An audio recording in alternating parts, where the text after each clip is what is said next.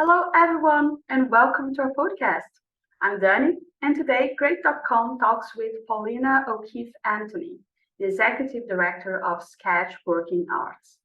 If you haven't heard of it, Sketch is a community arts enterprise engaging diverse young people from across Canada who live in homeless or on the margins. Remember, if you're new here to this podcast, press subscribe on YouTube or in your podcast app. Hi, Paulina, and welcome. Hi, Danny. How are you? I'm doing great. How are you? It's a pleasure to have you here. Yeah, it's lovely to be here. Thank you for having us. It's really something that I'm really looking forward to talk. I said that to you before we began recording. It's my first interview about arts focus related organizations, so it's really something meaningful to me. And I'm really eager to know more about you guys. But let's begin about origins, right? Yeah. How did it all begin?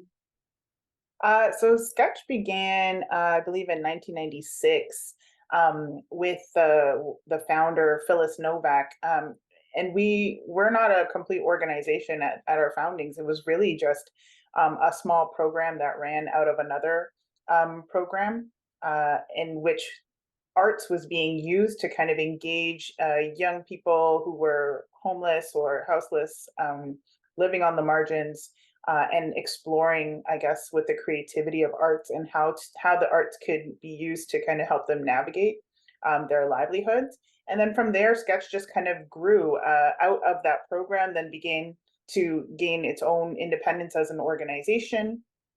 And then we became a charity.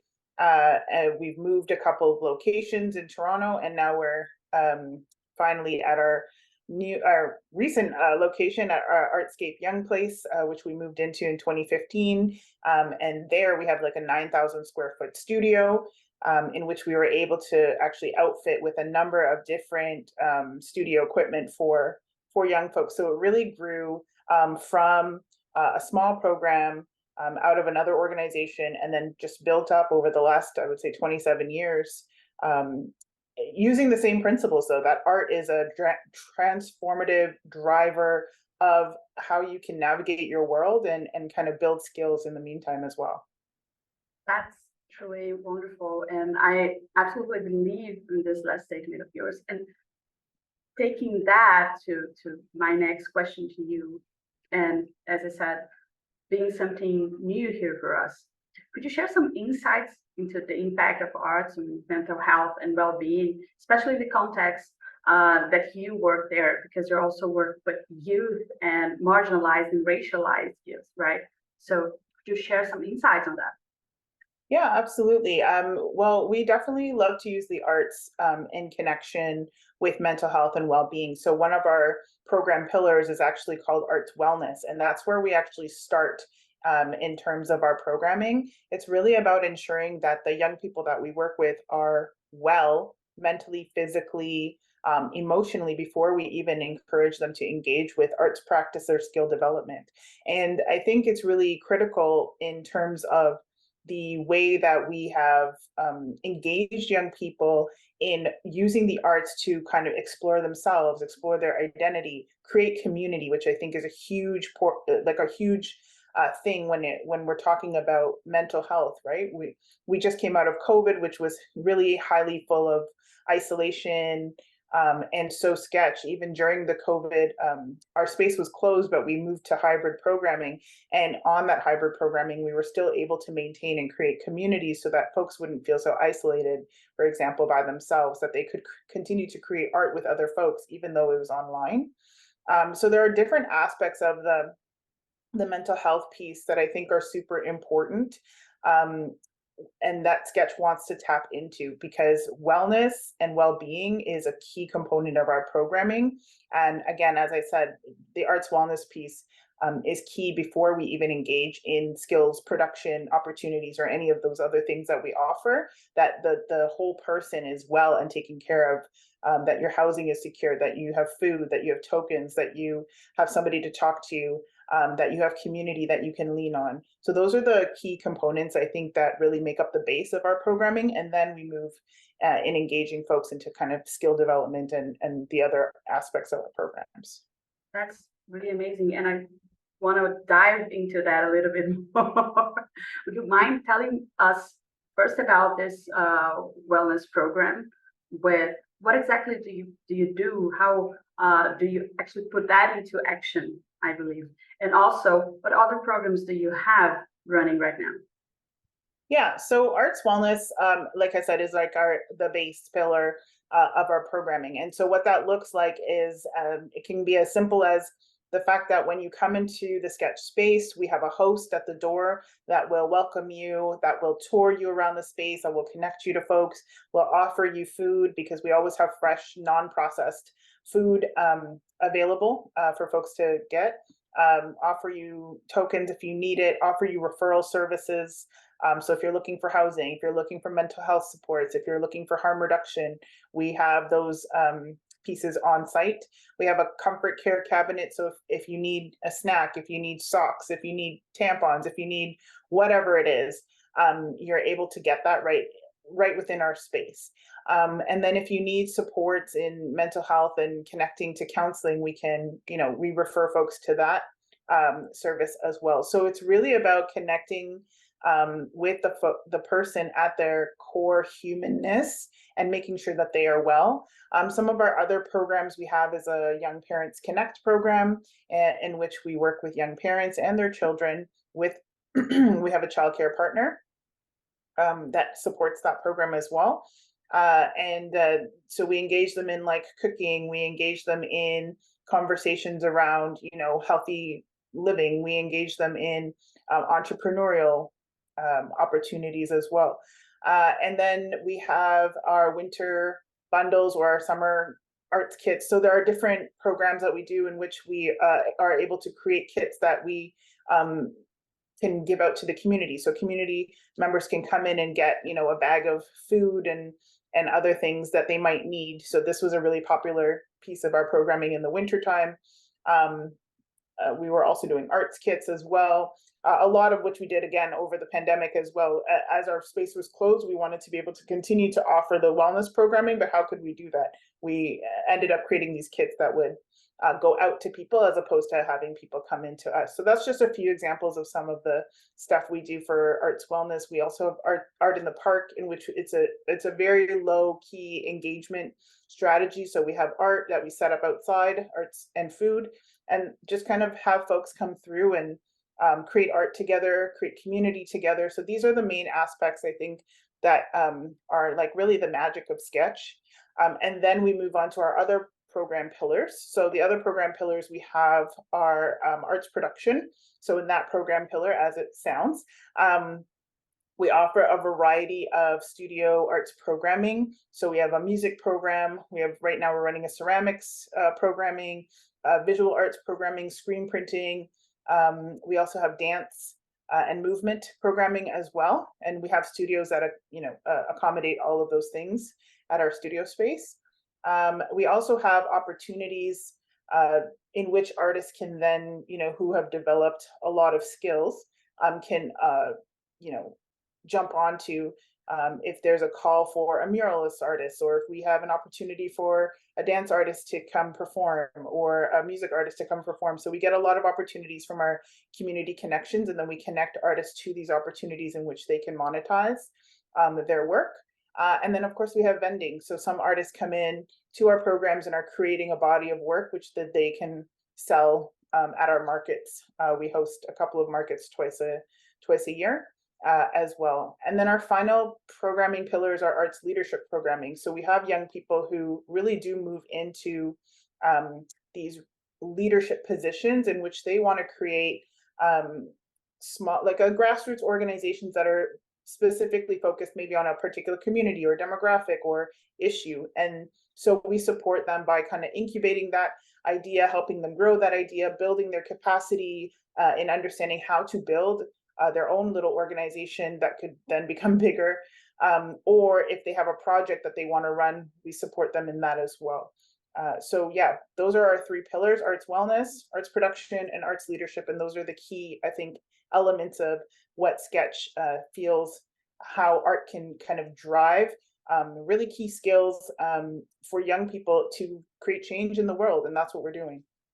Oh, I'm really, really impressed by this. And I kept thinking as you were answering about this role, and I'm not gonna say role, but tool, I guess is a better word for that, of entrepreneurship, right? That you're kind of creating in the individuals that are connected to Sketch, because it's not just about creating the art, but also making it a way of living eventually and Yeah. developing other skills. And this is really, really powerful. It's quite interesting. One other thing that I kept thinking here is when you mentioned before about this idea of creating a community, right? Mhm. Uh, it must have also some powerful relation between people that attend to classes. I don't know what's the best word for that, but that go to the programs that Sketch offers, and also those that are there to mentorship them. I would say Yeah. is what is the role of mentorship into these programs that Sketch has? Yeah, I think the role of mentorship at Sketch is super key. And we feel like folks mentor at all different aspects, and that mentorship as an ideal is also reciprocal. So it's not just, the staff at Sketch are mentors to those who access Sketch programs, but also vice versa. We get a lot of mentorship and understanding and expertise around what the need is, around what's going on in community from the young people who access Sketch programming, which is actually super valuable to us. And so a reciprocal mentorship relationship is super important at Sketch. Our goal, I guess, as mentors from the staff side is to ensure that we are able to connect creatives with the resources, with the folks that, with the skill development that they are looking for, and to help them kind of platform themselves into whatever trajectory that they decide that they want to go to, and we just kind of bring the resources to them. And where we look for mentorship is from the community to say, okay, how do we build our programming so it's really receptive to what the community is asking for? So we do also look towards that mentorship from the community in supporting us. So again, it's a very reciprocal relationship. It is not for us about us building young people. It's about us building a community together, and where the expertise lies is where we tap into each other. I think this perspective is vital to growing. Absolutely, absolutely. I'm gonna go back to something that you mentioned before, that you said that you had to adapt the programs, when interactions over Yeah. COVID, right? And that was a very complicated moment, to say the least. But that got me curious for what other challenges do you face more often? I mean, this COVID thing was a bizarre moment in history. But what other things do you really like battle against every day? I think there's a lot of different challenges. I think mainly, sustainability. How do you sustain a program like this? When you're not receiving like a large download of operational funds from the government, which we are not. And so just trying to sustain the work that we're doing in the way that we want to do it. We feel like a lot of our work is very radical in the way that we want to accomplish it, and that doesn't always connect with the way the funding is flowing, or the funding kind of dictates the way that we do our work, and it might not match up or align exactly in the way that we want to do it. So we kind of have to fit ourselves into the box of funding, as most organizations do. I think the other challenge is, we're a charitable organization in Canada, and so that puts us in a very strict box of rules and regulations, while at the same time we are trying to kind of go against the grain of those strict institutions. So if you're working with young people who were trying to kind of dismantle systems of oppression and institutional barriers, while at the same time having to be working within the confines of a systemic barrier and institution, it just makes it for the challenges, the friction will always be there. And so we try to our best to kind of navigate that, and utilize our resources and knowledge, and how to kind of maneuver through institutions and support other young creatives in doing that as well. So I think that's one of our biggest challenges for sure, but one that we definitely like are fine with, because that's the work. We are social justice oriented organization, and that's always going to come up in the work, and so we're ready for the challenge. That's fine. Now let's get him by the horns, right? Yeah.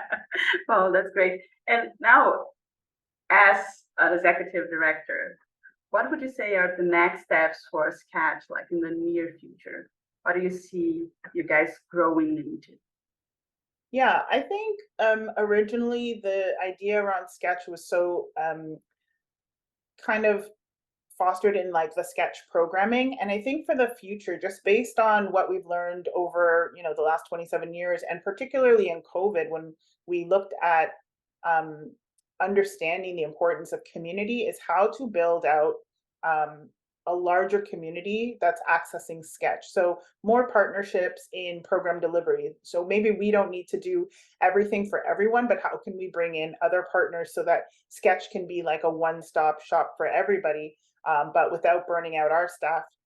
We can bring in partners who are expertise in other aspects that complement our work. So that's, I think, for the future, it's really about how to create a true like community hub space. We have a 9,000 square foot studio and admin space in a city where space for the arts is very quickly disappearing, like accessible space, I would say, for community arts is disappearing. And so one of the things that we want to look at is how do we leverage that space so that we can welcome more folks, so more folks can access more, particularly marginalized folks, Black, Indigenous, racialized folks, queer and trans artists. How can we open our doors even farther to say, please come utilize the space? How can we create community? How can we create community art? How can we create opportunities for more artists in this space? And I think that's going to be our main focus for the next little while, in building this kind of community hub and this community connections, and while we're offering programs and services to connect with folks, again, from the core wellness piece all the way up to opportunities and leadership opportunities as well. Obviously, something so excited to hear. I Yeah. think that whenever we're working with arts, right, something that for me at least always sounds like a key is this possibility to establish yourself in a place, to have this material, let's say, space to create collectively. So it's great to see that you're moving into this direction and creating strong roots with the community that you're not just serving, but also establishing fully right now. So it's really, really, really uplifting to see that. I gotta say. And Paulina, lastly today for you, I really gotta ask you, for our listeners who are inspired by your work, how can they get involved and support Sketch work right now? Yeah, absolutely. The number one way that I think folks can get involved and support Sketch is, of course, to donate. The more donations we get, the less we're dependent on government funding, and that gives us the freedom and space to continue to do the work in the way that we think is really working with our community, and gives us that freedom. We also have coming up a Project Home campaign. So we already went through Project Home in 2021, in which that allowed us to kind of buy our space. And so now we're reiterating the campaign to kind of help us sustain our space for the long term. And so if you're interested in social impact investing, you can check out sketch.ca/project home. There'll be more information about that there, or sketch.ca/donate if you just want to make a contribution to the organization and the fabulous work we're already doing as well. And we always appreciate support from folks anywhere, because again, you are the ones that help us to be able to do the work and drive the work in the way that we know, and that the community kind of lets us know how it needs to be done, as opposed to trying to fit into a funding box. So we really appreciate all and every support. That's great. Thank you so much, Paulina, for joining us today. I really loved talking to you. Thank you so much. I love talking to you as well. Oh, thank you. And for everybody listening also, thank you so much for staying with us for one more episode. You can find the links that Paulina mentioned in the description of this episode. Please go in there, try to find more information if you want to, but donate also if you can. And well, remember, if you like this episode, press subscribe on YouTube or in your podcast app. because that shows the algorithms that this is an important conversation and more people can learn about the importance of the sketch working arts. Bye, and I'll see you in the next episode.